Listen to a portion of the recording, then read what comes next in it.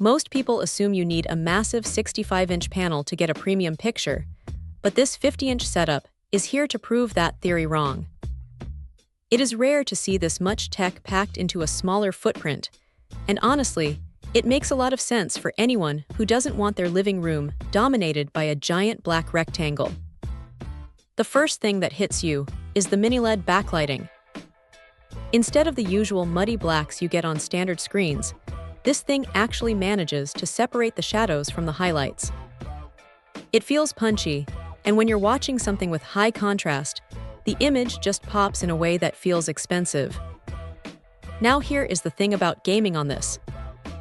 It hits a native 144 Hz refresh rate, which is honestly overkill for most casual players, but for anyone who spends their weekends in competitive shooters, it is a massive win.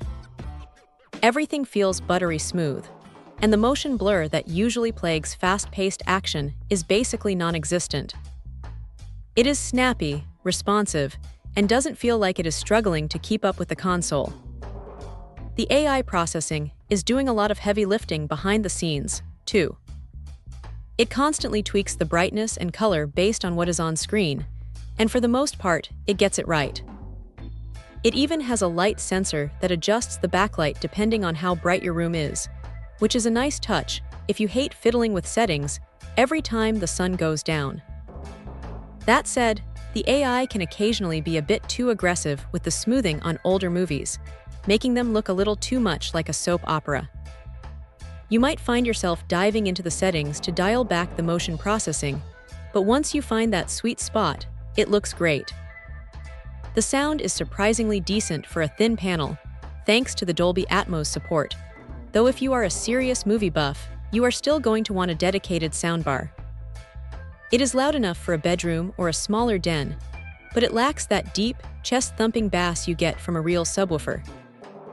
Also, while the Fire TV interface is snappy and easy to navigate, it does come with its fair share of suggested content that you might find a bit cluttered.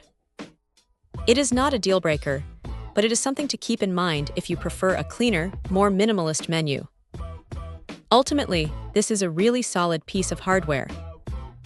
It manages to bridge the gap between a budget display and a high-end cinema experience without taking up the entire wall. If you want that deep contrast and fluid motion without the massive price tag or the massive size, this is definitely one to keep on your radar. It is not perfect, but for the size, it is punching way above its weight class. Check out the video description for updated price. And thank you for watching this video.